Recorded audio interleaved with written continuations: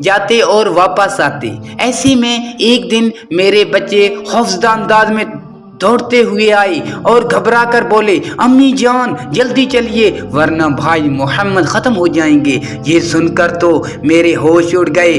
دوڑ کر وہاں پہنچے، ہم نے آپ کو دیکھا، آپ کھڑے ہوئے تھے، رنگ اڑا ہوا تھا، چہرے پر زردی چھائی ہوئی تھی، اور یہ اس لیے نہیں تھا کہ آپ کو سینہ چاک کیے جانے سے کوئی تکلیف ہوئی تھی، بلکہ ان فرشتوں کو دیکھ کر آپ کی یہ حالت ہوئی تھی۔ حضرت حلیمہ سعدیہ رضی اللہ عنہا فرماتی ہیں، ہم نے آپ سے پوچھا کیا ہوا تھا؟ آپ نے بتایا میرے پاس 2 آدمی آئے تھے، وہ سفید کپڑے پہنے ہوئے تھے، ان دونوں میں سے ایک نے کہا کیا وہی ہے؟ دوسرے نے جواب دیا ہاں یہ وہی ہیں۔ پھر وہ دونوں میرے قریب آئے، مجھے پکڑا اور لٹا دیا، اس کے بعد انہوں نے میرا پیٹ چاک کیا اور اس میں سے کوئی چیز تلاش کرنے لگے۔ آخر انہیں وہ چیز مل گئی اور انہوں نے اسے باہر نکال کر پھینک دیا۔ میں نہیں جانتا وہ کیا چیز تھی۔ ناظرین، وہ دونوں حضرت جبرائیل اور حضرت میکائیل علیہ السلام تھے۔ اس چیز کے بارے میں دوسری روایات میں یہ وضاحت ملتی ہے کہ وہ سیاہ رنگ کا ایک دانہ تھا۔ یہ انسان کے جسم میں شیطان کا گھر ہوتا ہے اور شیطان انسان کے بدن میں یہیں سے اثرات ڈالتا ہے۔ حضرت حلیمہ سعدیہ رضی اللہ عنہا فرماتی ہیں، پھر ہم آپ کو گھر لے آئے۔ اس وقت میرے شوہر عبداللہ بن حارث نے مجھ سے کہا، حلیمہ مجھے ڈر ہے کہیں اس بچے کو کوئی نقصان نہ پہنچ جائے، اس لیے اسے اس کے گھر والوں کے پاس پہنچا دو۔ میں نے کہا ٹھیک ہے۔ پھر ہم آپ صلی اللہ علیہ وسلم کو لے کر مکہ کی طرف روانہ ہوئے۔ جب میں مکہ کے بلائی علاقے میں پہنچی تو آپ اچانک غائب ہو گئے، میں حواس بازختہ ہو گئی۔ حلیمہ سعدیہ رضی اللہ عنہا فرماتی ہیں، میں پریشانی کی حالت میں مکہ پہنچی۔ آپ کے دادا عبد المطلب کے پاس پہنچتے ہی میں نے کہا آج رات محمد کو لے کر آ رہی تھی۔ جب میں بلائی علاقے میں پہنچی تو وہ اچانک کہیں گم ہو گئے، اب خدا کی قسم میں نہیں جانتی وہ کہاں ہے۔ عبد المطلب یہ سن کر فوراً کعبہ کے پاس کھڑے ہو گئے، انہوں نے آپ کے مل جانے کے لیے دعا کی، پھر آپ کی تلاش میں روانہ ہوئے۔ ان کے ساتھ ورقہ بن نوفل بھی تھے۔ غرض دونوں تلاش کرتے کرتے تہامہ کی وادی میں پہنچی۔ ایک درخت کے نیچے انہیں ایک لڑکا کھڑا نظر آیا، اس درخت کی شاخیں بہت گھنی تھی۔ عبد المطلب نے پوچھا، لڑکے تم کون ہو؟ حضور صلی اللہ علیہ وسلم چونکہ اس وقت تک قد نکال چکے تھے، اس لیے عبد المطلب پہچان نہ سکے، آپ کا قد تیزی سے بڑھ رہا تھا۔ جواب میں آپ نے فرمایا، میں محمد بن عبداللہ بن عبد المطلب ہوں۔ یہ سن کر عبد المطلب بولے، تم پر میری جان قربان، میں ہی تمہارا دادا عبد المطلب ہوں۔ پھر انہوں نے آپ کو اٹھا کر سینے سے لگایا اور رونے لگے، آپ کو گھوڑے پر اپنے آگے بٹھایا اور مکہ کی طرف چلے۔ گھر آ کر انہوں نے بکریاں اور گائیں ذبح کی اور مکے والوں کی دعوت کی۔ آپ کی مل جانے کے بعد حضرت حلیمہ سعدیہ جب حضرت آمنہ کے پاس آئیں تو انہوں نے پوچھا، حلیمہ اب آپ بچے کو کیوں لے آئیں؟ آپ کی تو خواہش تھی کہ ابھی آپ کے پاس اور رہے۔ انہوں نے جواب دیا، یہ اب بڑے ہو گئے ہیں اور اللہ کی قسم میں اپنی ذمہ داری پوری کر چکا ہوں۔ میں خوف محسوس کرتی رہتی ہوں کہ کہیں انہیں کوئی حادثہ نہ پیش آ جائے، لہٰذا انہیں آپ کے سپرد کرتی ہوں۔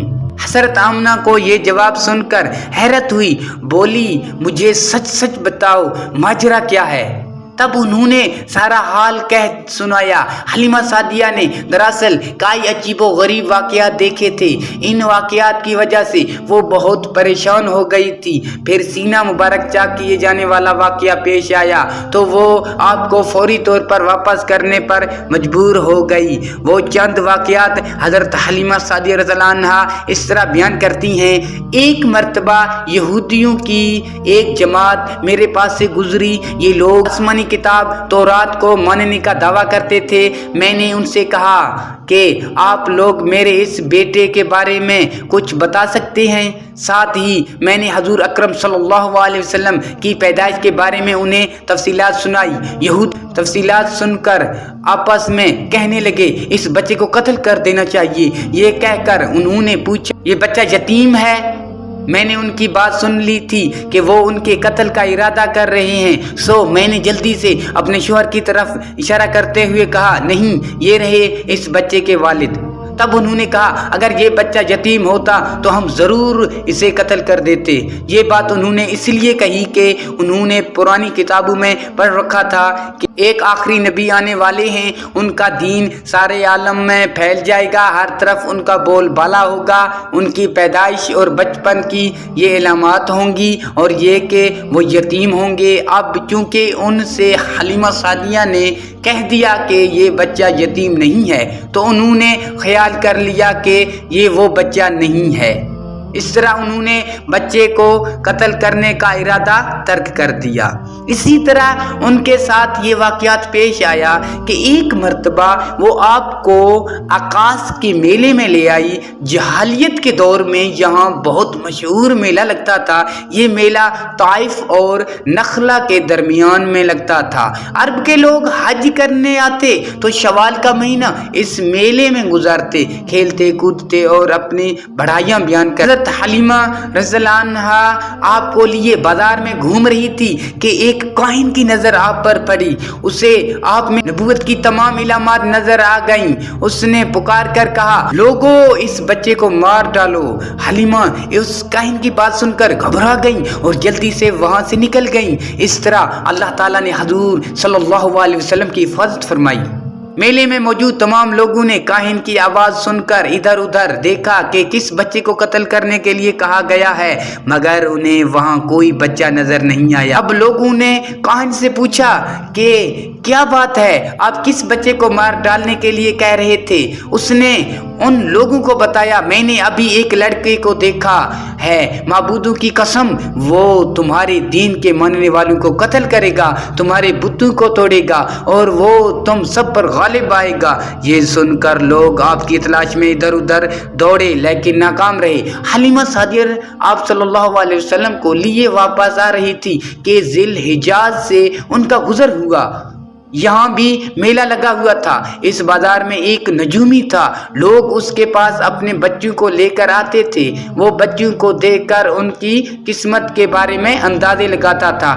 حلیمہ سعدیہ اس کے نزدیک سے گزری تو نجومی کی نظر حضور اکرم صلی اللہ علیہ وسلم پر پڑی۔